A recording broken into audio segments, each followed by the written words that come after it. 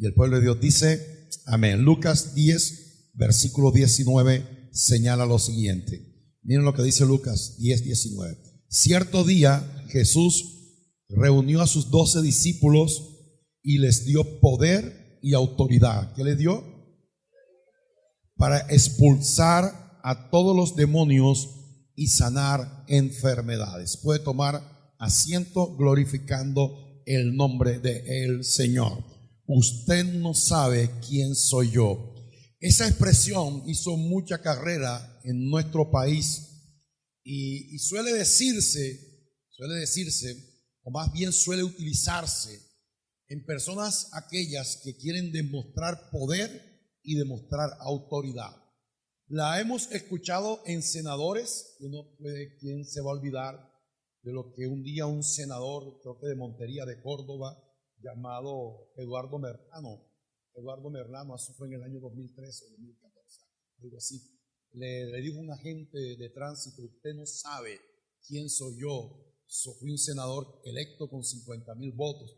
Y eso parecía que ellos estuvieran impermeabilizados a infringir la ley. Entonces esa expresión empezó a hacer carrera en Colombia. Lo han dicho los políticos, lo han dicho los militares, lo han dicho personas poderosas, porque creen y consideran que porque tienen poder y tienen autoridad pueden violar la ley. Pero si hay alguien en la vida que puede hacer uso de esta expresión, tienen que ser los cristianos. La gente allá afuera lo utiliza para despotricar, la gente allá afuera lo utiliza para humillar, la gente allá afuera lo utiliza para discriminar.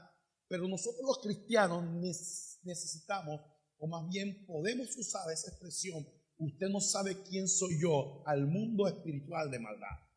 Al mundo espiritual de maldad usted tiene que decirle: demonio, usted no sabe quién soy yo.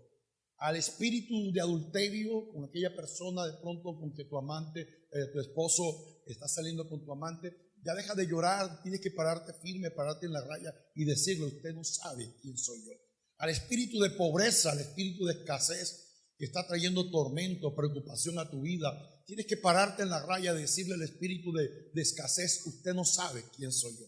A esa enfermedad que hace de tu cuerpo un cuerpo doliente, a esa enfermedad que cada día se intensifica más con dolores, tienes que pararte en la raya y decirle a la enfermedad: usted no sabe quién soy yo. Entonces, en esta mañana vamos a estudiar a la luz de la palabra, por qué nosotros, los hijos de Dios, podemos hacer uso de esa expresión. Podemos hacer uso de esa expresión porque el Señor a nosotros nos dio poder y nos dio ¿qué? Autoridad. Escúcheme bien, no se equivoque. La palabra poder y autoridad no son sinónimos, son abiertamente distintas. Abiertamente distintas. La palabra poder y autoridad no son sinónimos. Hay gente que tiene poder, mas no tiene autoridad. ¿Me está entendiendo? Hay gente que tiene poder, mas no tienen autoridad.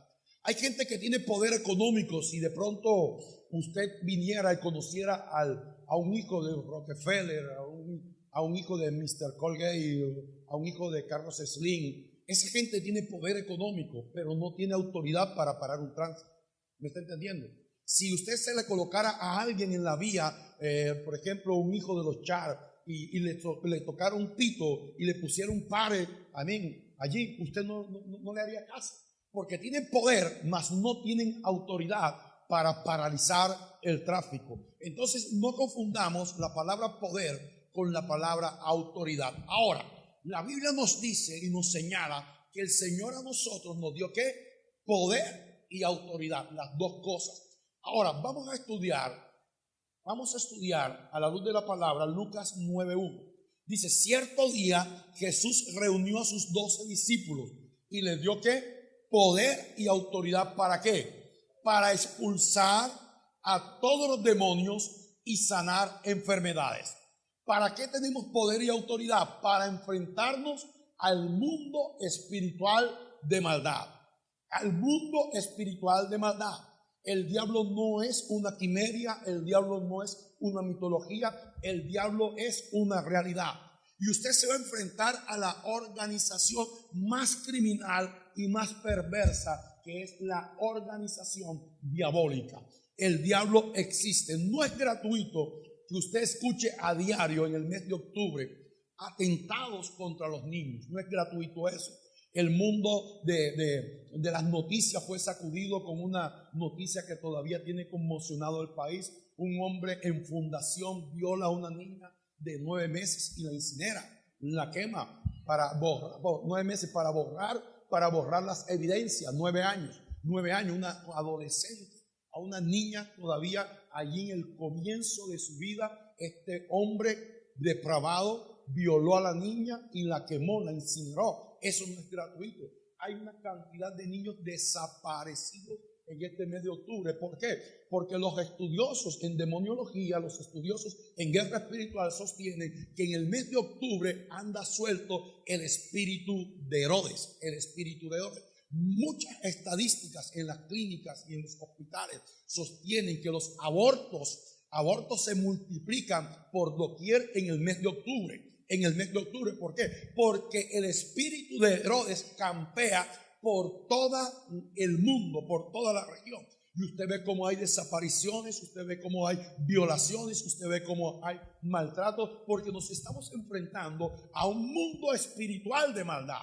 Y hay gente que no cree en esto. Hay gente que considera y dice, no, es que el diablo es una fantasía, alguien se lo inventó. No, usted puede leer la Biblia de tapa a tapa, de Génesis a Apocalipsis, y usted se va a encontrar con que el diablo es una realidad. Pero yo en esta mañana no quiero escúcheme bien, que usted salga de este lugar lleno de temores, lleno de miedo. Al contrario, quiero que usted salga consciente de que el Señor a usted lo ha dotado de poder y autoridad para enfrentar a las fuerzas de maldad.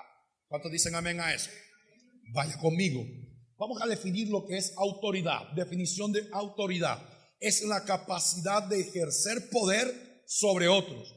Otra definición: facultad o poder para gobernar y mandar.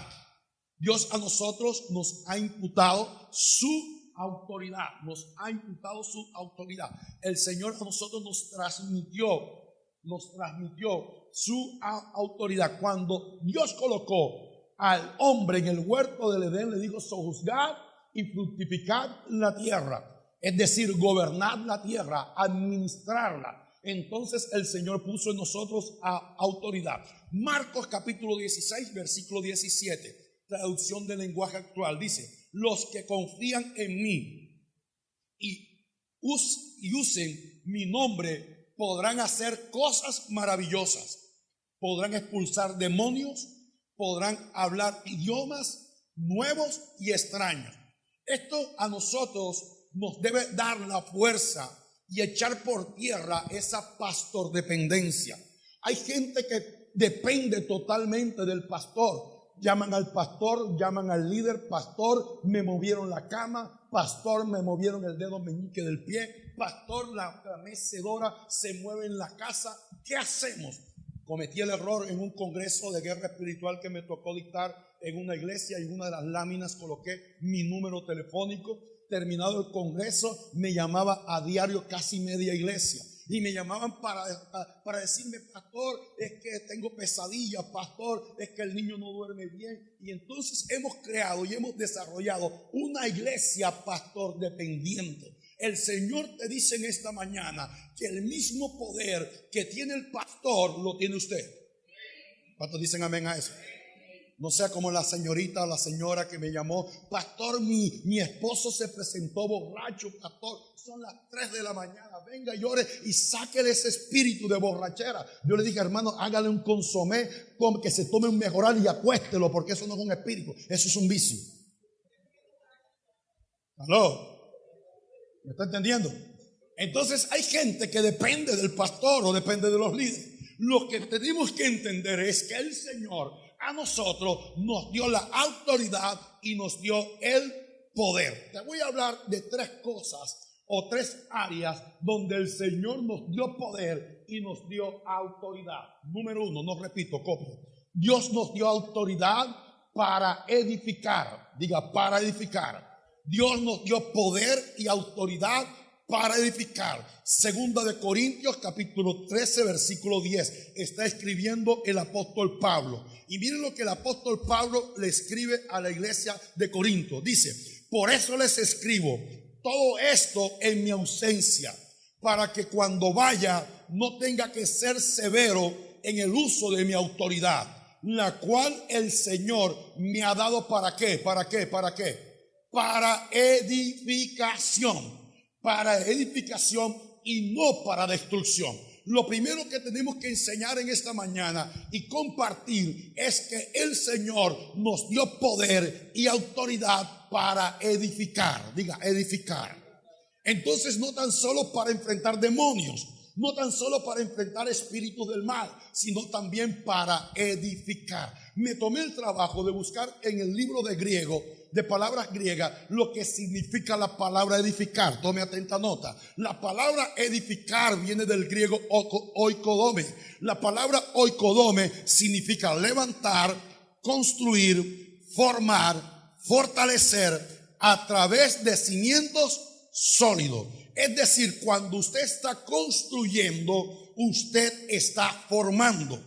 Cuando usted está construyendo, usted está edificando. Cuando usted está construyendo, usted está levantando. Entonces, como nosotros como autoridad, llámese papá, llámese líder espiritual, llámese pastor, nuestro primer principio que debemos entender y comprender, que Dios nos dio autoridad. ¿Para qué? Para edificar. La pregunta en esta mañana no es para qué Dios lo usó en la edificación, sino cómo estamos edificando. Pregúntale a la persona que está a su lado: ¿cómo estás edificando? Pregúntale sin temor, sin miedo: ¿cómo estás edificando? Entonces, como padre o líderes espirituales, somos edificadores. Somos edificadores. Usted como padre y madre, usted tiene una responsabilidad de edificar bien a su hijo, de formar bien a su hijo. Miren lo que la palabra de Dios nos dice en Mateo 28, 18. Dice: Jesús se acercó y dijo a sus discípulos: se me ha dado toda ¿qué? Autoridad. Pregunto, ¿quién le dio la autoridad a Jesús? Diga, el Padre. El Padre le dio la autoridad al Hijo, pero el Hijo no se quedó con esa autoridad. ¿A quién se la delegó? Diga, a la iglesia. Dice: se me ha dado toda autoridad en el cielo y en la tierra. Por tanto, ahí está la palabra, por tanto, vayan y hagan discípulos. En pocas palabras, el Padre me da a mí la autoridad, pero yo a usted lo empodero para que usted pueda hacer la obra en la tierra de acuerdo a la voluntad que me fue entregada. ¿Me está entendiendo en esta mañana? Entonces, la autoridad que el Padre nos dio a través de su Hijo es para la construcción. Te pregunto, ¿cómo estás construyendo? ¿Cómo usted está construyendo? Nosotros como autoridad debemos construir bien. Si usted es gerente de una empresa, ¿cómo está construyendo su empresa? Si usted es propietario de un negocio, ¿cómo está construyendo su negocio? Si usted es padre de familia, madre de familia, ¿cómo está construyendo? Porque lo importante de la construcción no es el edificio. Lo importante en la construcción son los cimientos. En esto de la construcción estoy aprendiendo algo de arquitectura. Amén. Sé lo que son unas varillas, sé lo que es una columna, sé lo que es una viga de amarre. Y aquí está un ingeniero que me puede corregir. Pero lo más importante del edificio no es el edificio en sí. Lo más importante en el edificio son los cimientos. Y los cimientos duran gran parte de la construcción. De pronto usted dirá: ay, pero ¿por qué se demoran tanto en construir unos cimientos? Y usted quiere ver el edificio construido. Pero el edificio no es tan importante como el cimiento, porque el cimiento es lo que va a sostener el edificio. Lo que va a sostener el testimonio de tu hijo, escúchame bien, Orlando, no es la edad, no es lo que lo que has recibido en la universidad, lo que has recibido en el colegio, lo que va a sostener el testimonio de tus hijas, Orlando, es el cimiento de la palabra que tú has puesto en ella. Ahora, cuando tú tienes hijos bien cimentados, tú no andas preocupado. ¿Me estás entendiendo? Cuando tú tienes hijos bien cimentados, tú no andas preocupado, porque tú sabes que tus hijos tienen buenos cimientos. Cuando mi hijo Edgar David decidió estudiar allá en Estados Unidos, mucha gente se nos levantó y digo, pastor, pero es que Estados Unidos es una cultura completamente liberal. Allá la inmoralidad campea por doquier. Allá no hay respeto, allá no hay valores. Yo no me preocupé. ¿Sabes por qué no me preocupé? Porque mis hijos tienen buenos cimientos. Cuando mi hija sale y me dice que está a las 2 de la mañana estudiando, yo confío que está a las 2 de la mañana estudiando, porque ella tiene buenos cimientos. ¿Me estás entendiendo? Cuando tus hijos tienen buenos cimientos, tú no andas preocupado. Por eso en esta mañana la pregunta es, ¿dónde están tus hijos? ¿Con quién dejaste a tus hijos? Cuando tú traes a tus hijos aquí, de temprana edad, tú estás perdiendo el tiempo. Tú estás construyendo cimientos. Amén. Mara y Ricardo, en esta mañana, ustedes han entendido y han confirmado que cuando ustedes traen a su hijo aquí en la iglesia, ustedes no están perdiendo el tiempo con ellos, están edificando. Y tarde o temprano ustedes van a recoger la cosecha de esa edificación. Y él va a tener que salir fuera del país y él se va a especializar y no habrá temor de que él se vaya para Inglaterra, para España, donde de pronto la inmoralidad por doquier anda, pero él tiene buenos cimientos porque ustedes construyeron cimientos en él. De igual manera Luis Carlos con nuestra hermana Neira y todos los padres que están aquí. Por eso es importante que tú vengas y traigas a tu hijo a la iglesia, porque estás echando ¿qué? Cimientos. Yo sé que la educación no es fácil, y cuando tú disciplinas a tus hijos, tú vas a llorar también. La educación de mis hijos no fue fácil en su etapa infantil, aún en su adolescencia, porque ellos se llevan casi un año y medio. Y Edgar David, que era el más travieso, ustedes conocen la iglesia central. Él se colocaba en la parte de atrás de la banca y se metía por todo debajo de las bancas y salía al altar en plena predicación. Pero él sabía y comprendía cuando yo le decía, en la casa nos vemos. Amén. Una expresión, en la casa nos vemos. Y muchas veces yo venía de la iglesia después de haber predicado. Y yo le digo, yo lo que prometo lo cumplo. Yo venía y le daba pan. Y después de haber pegado, yo lloraba. Le quitaba el televisor. Y mi esposa me dice, tienes que ser fuerte, tienes que mantener allí. ¿Por qué? Porque la disciplina produce dolor, pero al mismo tiempo esa disciplina produce frutos. ¿Usted me está entendiendo en esta mañana? Si usted como padre es permisivo, usted está tirando cimientos endebles. Una casa bien edificada permanece por encima de la tormenta y de la lluvia si está cimentada en la roca. Pero una casa que está cimentada sobre arenas movedizas, cualquier sereno se la lleva. Por eso yo no ando preocupado, porque yo he construido y he echado buenos cimientos. Entonces en esta mañana te pregunto, ¿cómo estás construyendo? Vaya conmigo a Génesis capítulo 16, versículo 7. Génesis 16, versículo 7. Cuando lo tenga me dice amén. Miren lo que pasa. El ángel del Señor encontró a Agar en el desierto junto a un manantial de agua en el camino que lleva a Shur. Hago la pregunta a los teólogos, bibliólogos que están en esta mañana. ¿Quién era Agar? Agar era la concubina de Abraham. Dios le había dado una promesa a Sara que iba a tener un hijo. Y de manera desesperada, Sara le brinda a su esclava Agar a Abraham. Y Agar queda embarazada. Y entonces viene una disputa entre Sara y Agar. Y entonces Sara confronta a Abraham y le dijo, ahí está tu esclava.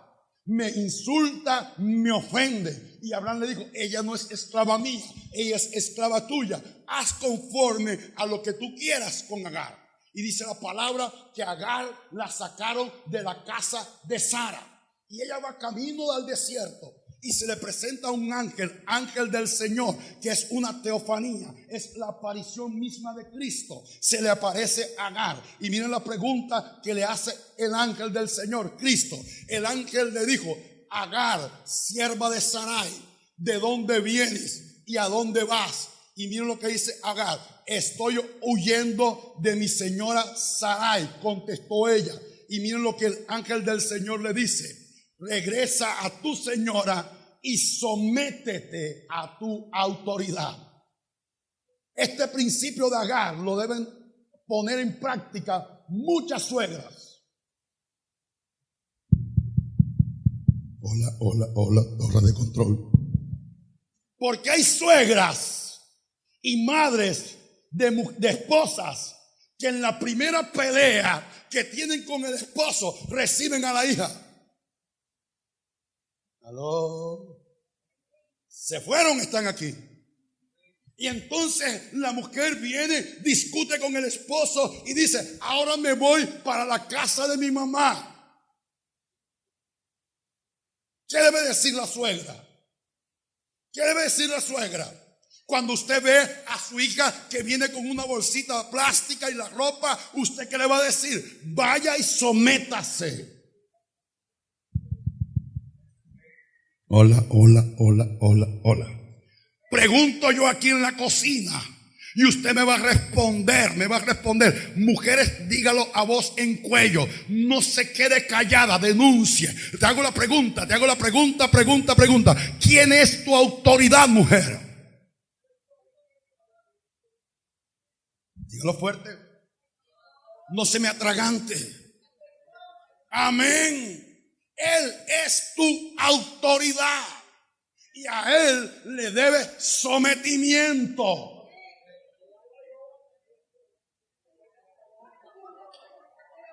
¿A Él le debe qué?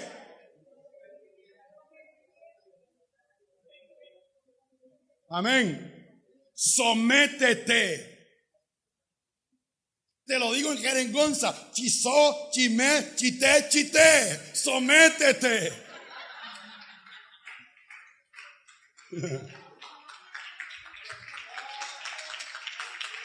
Porque hay muchas mujeres espiritufláuticas, religiosas y evangélicas panderas. Yo me someto a Dios y no me someto al hombre. Te equivocas. Tienes que someterte a tu esposo. Es un principio.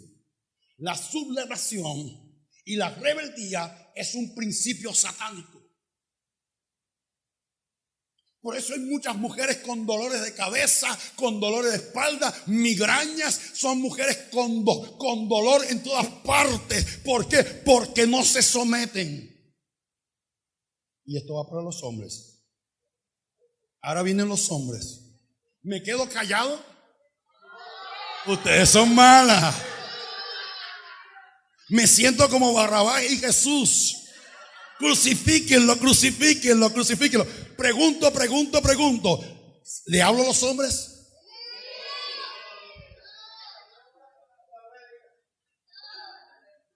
¿Sabes, mujer, hombre que estás aquí? Otro texto. ¿Sabes, hombre que estás aquí en esta mañana? A la mujer que Dios te entregó como esposa, le va a ser más fácil someterse a ti si tú te sometes fácilmente a Cristo. Aló. ¿Me estás entendiendo? Porque hay hombres que quieren someter a la fuerza a sus esposos y son malos esposos y son malos sacerdotes. Hola. ¿Me estás entendiendo? Hay hombres que se conocen al dedillo, repiten y parafrasean, se lo saben en todas las traducciones, lenguaje actual, Dios habla hoy, palabra de Dios para todo, es Reina Valera. Es que el hombre es la cabeza de la mujer. No se olviden que Cristo es la cabeza del hombre. Amén.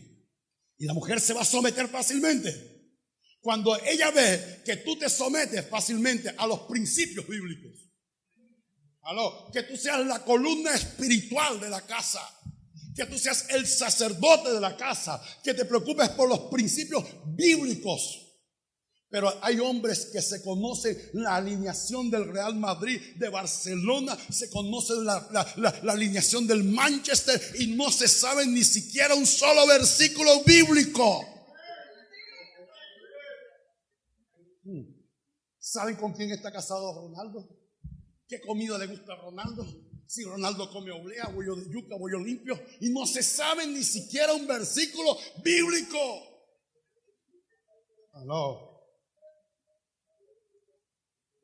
Hago un par aquí porque voy a salir aquí con guardaespaldas.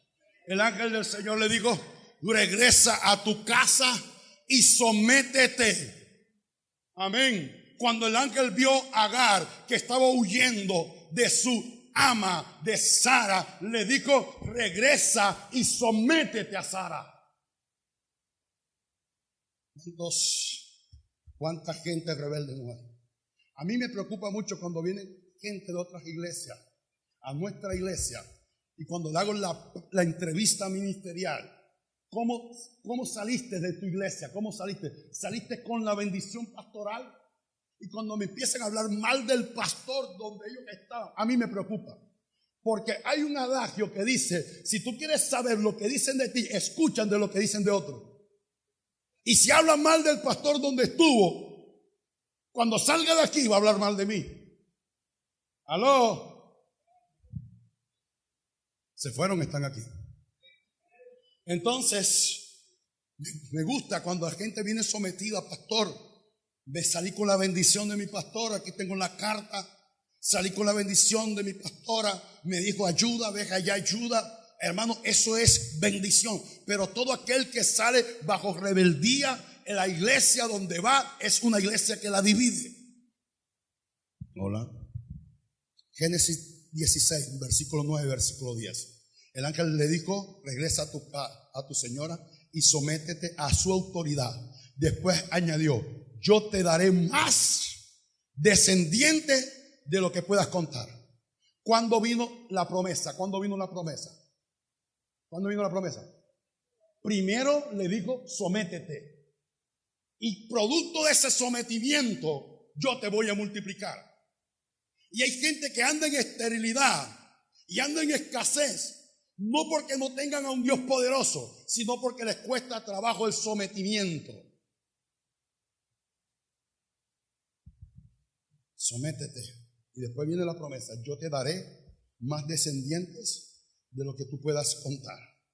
Hebreos capítulo 11, versículo 10. Abraham obedeció porque quería ir ¿a qué? ¿Por qué obedeció? Porque quería ir a la ciudad que tiene bases eternas, una ciudad planeada y una ciudad que construida. Abraham se sometió porque vio algo planificado. Abraham se sometió porque vio algo construido. Abraham no le costó trabajo someterse a la voluntad de Dios porque él sabía que el que lo estaba mandando era el arquitecto. Amén. Pero hay gente que ha cambiado los valores y se creen ellos los arquitectos y creen que Dios es el obrero. Y te equivocas, my brother. Es Dios el arquitecto y nosotros somos los obreros. Cuando tú tienes el concepto que crees tú que Dios es tu obrero y tú eres el arquitecto, lo vas a mandar. Señor, bendíceme, dame, provéeme. Y no le damos nada a Dios porque consideramos que todos nos merecemos. Amén. Entonces el primer principio es: Dios nos dio autoridad. ¿Para qué? Para construir. Yo quiero que vaya conmigo a segunda carta de los Corintios, capítulo 13, versículo 10. Segunda carta de los Corintios, capítulo 13, versículo 10. Y vamos a sacar un extracto de este versículo, porque el apóstol Pablo dice algo muy importante. Miren lo que dice el apóstol Pablo: por eso les escribo todo esto en mi ausencia, para que cuando vaya no tenga que ser severo. en el uso de mi autoridad, la cual el Señor me ha dado. ¿Para qué? Para edificación. Aquí está un apóstol Pablo cabrero. Aquí está un apóstol Pablo enojado. Aquí está un apóstol Pablo enfadado. ¿Y qué dice el apóstol Pablo? Tengo tanta rabia que prefiero escribirles una carta, porque si voy, les voy a aplicar toda la severidad y los puedo herir y los puedo ofender. Pero prefiero escribirles una carta. ¿Sabes cómo se llama eso? Eso se llama dominio propio. Un líder, una persona que está al frente de algo o de alguien, tiene que tener dominio propio. Y cuando usted no tiene dominio propio, cuando usted no tiene autocontrol, cuando usted se deja dominar por la rabia, por el enojo, usted va a herir y va a lastimar. ¿Cuántas veces de nuestros labios no han salido palabras hirientes en un acto de rabia? Levánteme la mano el que nunca ha dicho una palabra hiriente en un acto de rabia, para orar por él y aplicarle y ministrarle y aplicarle aceite de rimula por mentiroso. Porque todos alguna vez hemos sido hirientes producto de un enojo. Amén. Y el apóstol Pablo decía, yo prefiero mejor escribirle una carta, porque si voy físicamente le voy a decir de todo. Eso se llama dominio propio. Usted como líder tiene que tener dominio propio. Usted como padre, usted tiene que tener dominio propio.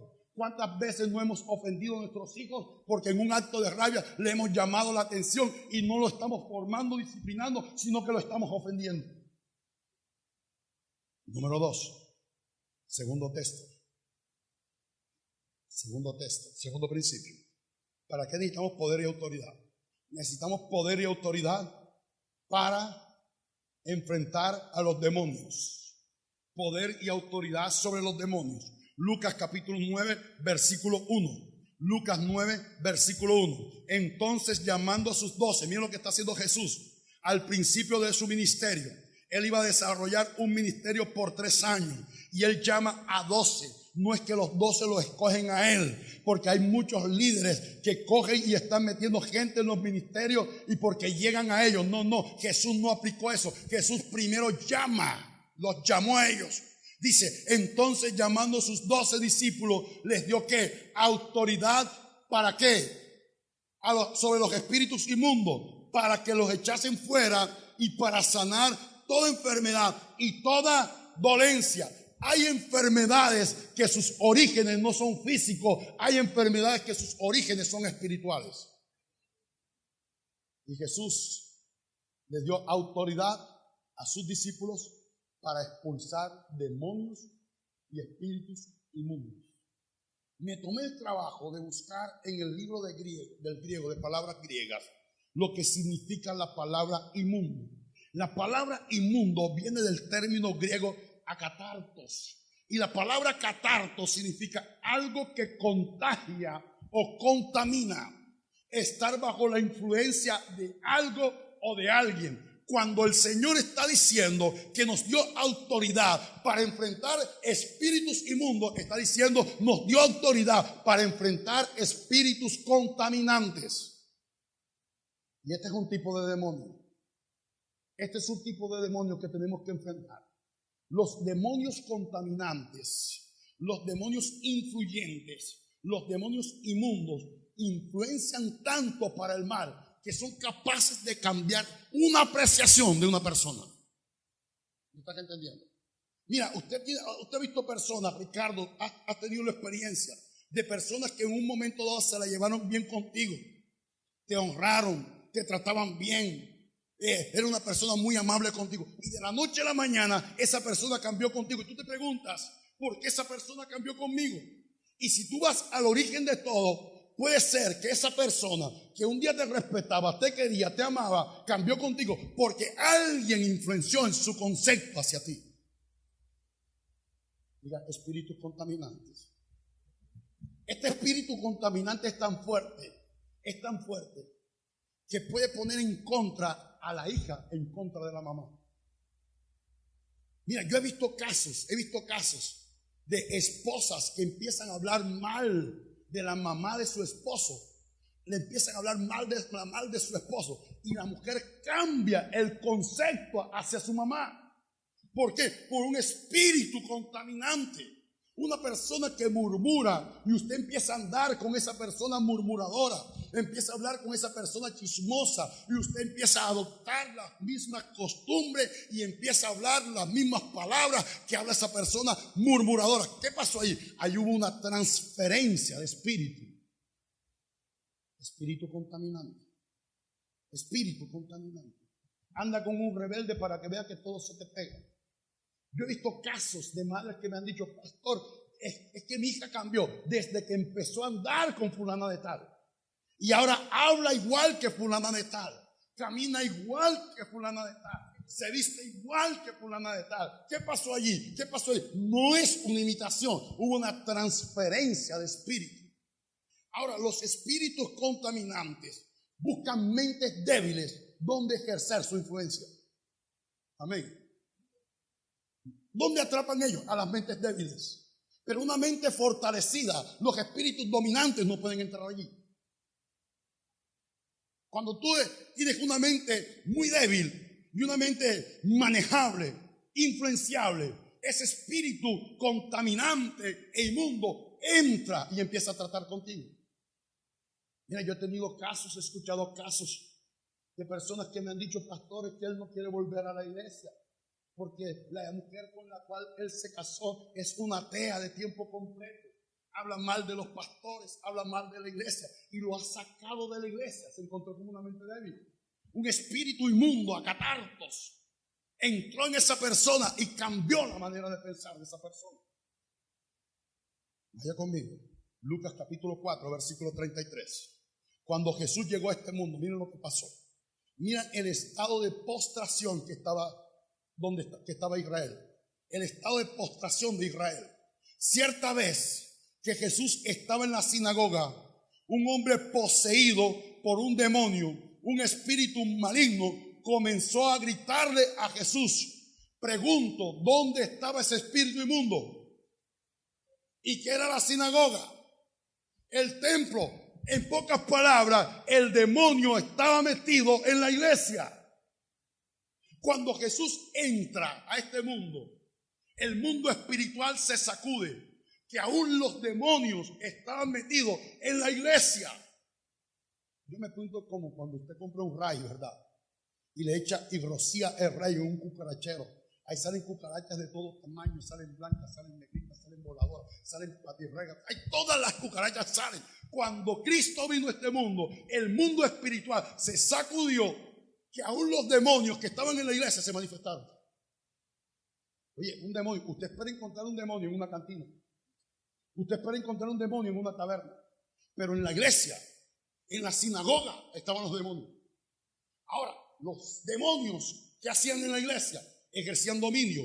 ¿Por qué, pastor, usted dice eso? Versículo 34. Cuando Jesús llega, el demonio que le dice, vete, ¿por qué te entrometes con nosotros, Jesús de Nazaret? Es decir, la influencia de gobierno que tenían los demonios era tremendo en la iglesia.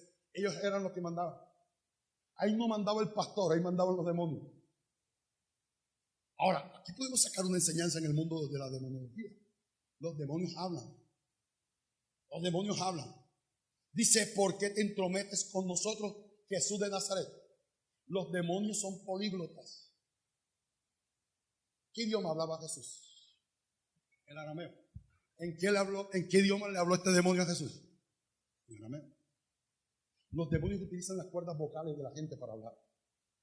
Porque dice la Biblia que no fue el hombre, sino que fue el espíritu inmundo. Ahí Jesús se enfrentó con una posesión. Pastor, defínanos qué es posesión. Posesión es el control absoluto que ejerce un demonio en una persona. Una persona poseída habla como demonio, camina como demonio, mira como demonio, piensa como demonio y habla como demonio. Estaba poseída esa persona. Y Jesús se enfrentó a ese demonio. Se enfrentó a ese demonio. Estaba metido en la iglesia. ¿Te puedes imaginar cómo estaba esa iglesia? ¿Te puedes imaginar cómo estaba esa iglesia? Dominada por los demonios. Demonios de sensualidad, demonios de sexualidad, de ahí había todo tipo de demonios. Estaba gobernando esa iglesia. Ahora, el otro principio que podemos sacar de este texto es que el demonio le dice: has venido a destruirnos, yo sé quién eres. Amén. El demonio reconocía el poder que había en Jesús. En pocas palabras, los demonios poseen inteligencia. Y hay mucha gente que son menos inteligentes que los demonios, porque no reconocen el poder de Jesús. Y los demonios reconocían el poder de Jesús. Y Jesús los enfrentó, ¿en dónde? En la sinagoga. Y los expulsó y los echó, porque él sabía que en él había poder y autoridad. Marcos capítulo 1, versículo 34. Jesús sanó a toda clase de enfermedades y expulsó muchos demonios. ¿Qué expulsó? Muchos demonios. Pero no permitió que los demonios hablaran, porque ellos sabían quién era él. Otro principio en la liberación, otro principio en el exorcismo. Hermano, usted que aplica o ministra liberación, nunca se le ocurra hablar con un demonio. A mí me preocupa mucho cuando hay pastores, ministros, líderes, que cuando están haciendo liberación le caen una preguntadera al demonio. ¿Cómo entraste? ¿Cómo llegaste? Amén. ¿Dónde estabas? ¿Qué estabas haciendo? ¿Qué vas a hablar tú con un mentiroso? Porque el diablo es padre de mentira. Y todo lo que habla el diablo es que... ¿Sabes cuál fue el error de Eva en el huerto del Edén? Hablar con el demonio. Amén. Hablar con el demonio. Y empezó a escuchar ¿qué? Mentira. Con que Dios os ha dicho. Empezó ¿qué? A hablar, porque eso es lo que habla el diablo, pura mentira. Pero en este texto Jesús dice que no dejó hablar a los demonios. Vaya conmigo otro texto. Marcos 1:34. Jesús recorrió toda la región de Galilea, anunciando las buenas nuevas en las sinagogas de cada pueblo y expulsando ¿qué? Estaban en la sinagoga. ¿Pueden imaginar la naturaleza espiritual de Israel? ¿Cómo estaba Israel postrado? Que los demonios eran los que pastoreaban la iglesia. Amén. Primero de Pedro 5:8 dice: estén siempre atentos y listos para lo que venga. ¿Cuántos están listos y preparados? Levanten la mano los que están listos y preparados. Para lo que venga, dice, pues su enemigo es el enemigo tuyo. El enemigo tuyo no es la suegra, no es el cuñado, no es el jefe. Tu enemigo principal es Satanás. Y dice, tu enemigo, el diablo, anda buscando a quien destruir. Hasta parece. Y me gusta esta versión porque es la versión más fidedigna. Hasta parece. El diablo no es un león, porque el único león se llama el león de la tribu de Judá. Él parece un león hambriento. Parece un león hambriento. ¿Y qué hace un león hambriento? ¿Qué hace un león hambriento? Un día yo prediqué sobre una red, en la red de hombres, el carácter del león. Despierta el león que hay en ti. Y empecé a explicar, a enseñar la naturaleza del león. ¿Sabías tú que el león, para comer y devorar, le da primero varias vueltas a la presa? Y eso es lo que hace el diablo. El diablo no conoce todas las cosas tuyas, porque si conociera todas las cosas tuyas, tuviera un atributo que solamente divino, que fuera omnisapiente. El diablo es omnisapiente. Pero el diablo sabe cuál es tu debilidad. El diablo sabe cuál es tu lado flaco. El diablo sabe que el lado flaco tuyo no es el licor, sino las mujeres. El diablo sabe que el lado flaco tuyo no son las mujeres, sino es la plata. Y te va a dar ¿cuántas vueltas? Varias vueltas. Y en el momento en que le das la oportunidad, ¡pam!, cae y te devora. ¿Me estás entendiendo? No lo hago con el fin, escúchame bien, con el fin de que salgas asustado y miedoso de este lugar. Vaya conmigo a Mateo capítulo 12, versículo 43. Te voy a enseñar un poquito más de la naturaleza diabólica. Mateo 12, versículo 43. Miren lo que dice. Cuando un espíritu malo sale de alguien, anda ¿por qué? Por el desierto, buscando dónde descansar. Allí encontramos otra característica de Satanás. A Satanás le gustan los lugares desiertos. Ahora, me tomé el trabajo de buscar la palabra desierto en su original. La palabra desierto en su original viene del término griego anudras. Y la palabra anudra significa sin agua, vacío y desierto. Aquí hay un principio bíblico. Al diablo le gustan las cosas vacías. Hago la pregunta, si tu mente está vacía, ¿de qué la vas a llenar? Bien la decía mi abuelita, que murió a la edad de los 84 años, mente vacía, basurero del diablo. ¿Qué dice el texto bíblico? ¿Qué dice el texto bíblico? Que cuando un demonio sale y tú barres la casa y la limpias, pero no la llenas, ¿qué viene el demonio? ¿Qué viene a hacer el demonio? ¿Busca qué? Busca 7 demonios más. Y el estado posterior, el estadio primero, viene a ser mayor que el primero. Viene a ser peor. Porque una mente vacía es un basurero del diablo. Al diablo le gustan las cosas desiertas y vacías. Por eso tu casa debe estar llena de la presencia de Dios. Por eso tu carro debe estar lleno de la adoración. Utiliza música cristiana en el carro. Mira, que te estoy diciendo, hay tanta música subliminal donde el diablo obra. Hicieron algo. No era un pastor, no era una iglesia cristiana. Tomaron a una jovencita, la metieron en una cabina, y le colocaron música instrumental. Pero en la música instrumental había un mensaje subliminal. No había palabras, el cantante no cantaba nada, era música. La sacaron de allí. Y el que hizo el experimento le dijo, dime 3 palabras que tú escuchaste con esa música. Ella escribió Jorge. Número 2, escribió el lugar, el nombre de un motel. Y escribió lo tercero, lo que provocó esa cita romántica con su primer novio donde perdió la virginidad. La presionaba, la chantajeaba. Entonces colocó el nombre Jorge, colocó el nombre de la residencia donde estuvo y colocó la palabra chantaje. Cuando el hombre que hizo el experimento le dijo, no me muestres el papel, primero te voy a mostrar lo que tú escribiste. Y le señaló, ¿tú escribiste Jorge? Sí. Escribiste, por decir algo, un nombre de un motel, el cielo, el tocar el cielo, y colocaste la palabra chantaje. Y él dice, ¿usted cómo lo supo? ¿Cómo lo supo, doctor? ¿Cómo supo usted eso? Porque la música subliminal te mandaba los nombres que tú escribiste.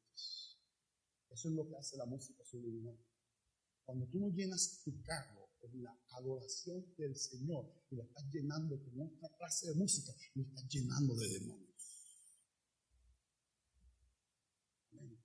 Pastor, usted se ha sido radical en esta mañana. Quiero abrirte los ojos. Usted se está enfrentando a un mundo espiritual de maldad criminal. No juegue con el diablo.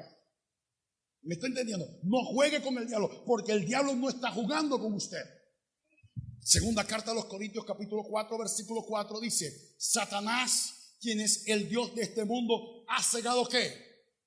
Cuando una mente está vacía, el diablo viene y la esclaviza y la ciega. Y entonces una mente dominada por Satanás va a hacer lo que Satanás le dice que haga. Hace unos días, y no es casualidad que fue comenzando octubre, hace unos días, un violador de fundación, ¿verdad? Violó a la niña de 9 años, la quemó. Cuando le hicieron la entrevista a este violador, usted me puede decir, pastor, pero esa puede ser una estrategia de, como usted lo quiera llamar. Yo soy de los que creo en el mundo espiritual de maldad. ¿Y sabes qué decía? Él escuchaba una voz que decía, esa es una perra, mátala, quémala, es una perra. Y él decía que cuando le estaba quemando, rociando la gasolina, él no veía a la niña de 9 años, veía a un animal hermoso. ¿Me está entendiendo? ¿Me está entendiendo? La gente que se mata, se suicida. El diablo dice, mátate. En un medio de depresión, en un estado de depresión crónico, puedes escuchar la voz de Satanás que dice, mátate. No vale la pena seguir, no vale la pena continuar con esta vida. Y puedes atentar contra tu vida. El diablo habla. Pero en esta mañana te tengo una buena noticia, te tengo una buena noticia. No me mire con admiración, no me mire con temor ni con miedo, porque eso no es el plan de esta predicación, no es el objetivo de esta predicación. La buena noticia que te tengo es que el Señor te ha dado poder para expulsar esos demonios, te ha dado autoridad y poder para echarlos fuera. Fuera. Diga conmigo, fuera. 1, 2, 3. 1, 2, 3. No me lo deje aquí. 1, 2, 3. Ahora, una mente atrapada por Satanás. Te voy a enseñar 5 cosas. Una mente atrapada. Tengo un tercer punto, pero no tengo tiempo para decirlo. Dice, una mente atrapada por el enemigo es una mente oprimida por el diablo. Número 2, es una mente que tiene infestaciones. Número 3, es una mente atrapada. Infestaciones, no infectaciones, infestaciones. Atrapada. Número 3, por vejaciones. Vejaciones. Número 4, perturbación y confusión. Y número 5, posesión. Esas son las mentes del diablo.